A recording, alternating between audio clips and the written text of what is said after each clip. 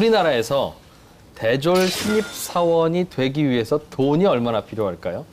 일반적으로 평균을 내보니까 평균 4,296만 원이라는 통계가 있습니다. 아니 그러면 거의 자기가 받게 될 1년치 연봉을 뛰어넘는 거네요. 물론 이 4,296만 원이라는 돈에는 대학 등록금도 들어가고 뭐 어학 연수 비용도 들어가고 각종 자격 시험, 뭐 응시 비용 다 들어갑니다. 그런데 이 돈은 스펙을 만드는 데 들어가는 직접적인 비용이고요. 스펙을 만드는 데 쓰는 시간에 따른 기회비용을 생각하면 훨씬 더 큰 돈이 듭니다. 그렇겠죠. 예를 들어서 어학연수 1년을 갔다 온 후에 취업하는 것은 우리는 어학연수 비용 정도만 더 들어갔다고 생각하지만 실제로는 1년 먼저 입사를 하는 거니까요. 1년치 연봉을 더 받는 거지 않습니까? 그렇죠. 그리고 매년 조금씩 연봉을 더 받아요. 그걸 은퇴할 무렵까지 딱 잘라서 계산을 해보면 약 2억 8천만 원 정도 더 받는 거다, 이런 계산도 나와요. 그러니까 꽤 큰 돈을 우리는 스펙을 만드는데 쓰고 있다고 볼 수 있겠습니다. 그렇군요. 그런데 우리는 그럼 왜 이렇게 스펙을 만드는데 열심일까요? 이게 경제학적으로 보면 어찌 보면 굉장히 합리적인 행동일 수도 있다는데 우리의 고민이 있어요.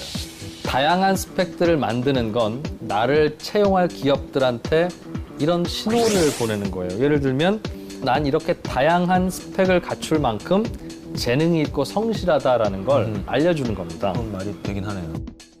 공작이라고 하는 새 아시죠?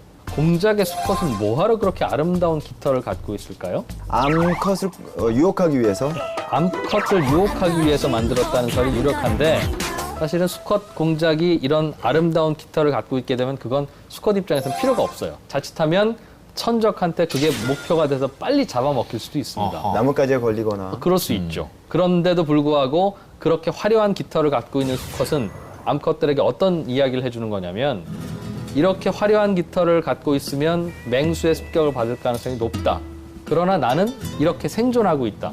그러니 나는 얼마나 몸이 날래고 민첩하길래 이렇게 화려한 깃털을 갖고도 살아남을 수 있겠느냐. 한번 생각해보고 나를 선택하는 게 어때? 저한테 그런 거예요, 지금? 사실은 원래 그래서 스펙이라는 건 본질적으로 보면 쓸모없는 스펙일수록 더 매력적으로 보일 수 있어요. 예를 들면 어떤 학생이 아이슬란드어를 자유자재로 한다. 그러면 면접관들이나 뽑는 입장에서는 영어 성적이 좋은 것보다 훨씬 그 학생한테 눈길이 가요. 왜냐하면 아이슬란드어를 회사 생활하면서 쓸 일은 별로 없을 겁니다. 영어가 더 유용하죠. 그러나 아이슬란드어를 잘한다는 건 나는 하고 많은 언어 중에 심지어 이런 언어조차도 잘할 만큼 굉장히 다양한 다방면의 관심과 재능을 가지고 있습니다라는 걸 보여줄 수 있는 신호거든요.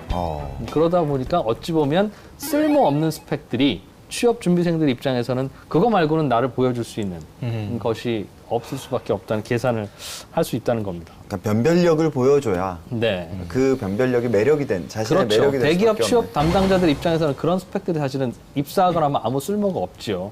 그래서 입사 후에 신입사원을 다시 교육하는데 평균 한 6천만 원 정도 든다는 그런 통계도 있어요. 경제학적으로 보면 학생들도 그런 불필요한 스펙을 계속 만들 수밖에 없고 기업 입장에서는 그 상황을 안타깝게 바라볼 수밖에 없는 그런 상황인 거죠. 뭔가 좀 해결책이 필요하지 않겠습니까? 요원들과 함께 그 해결책을 다시 한번 좀 고민해 보죠.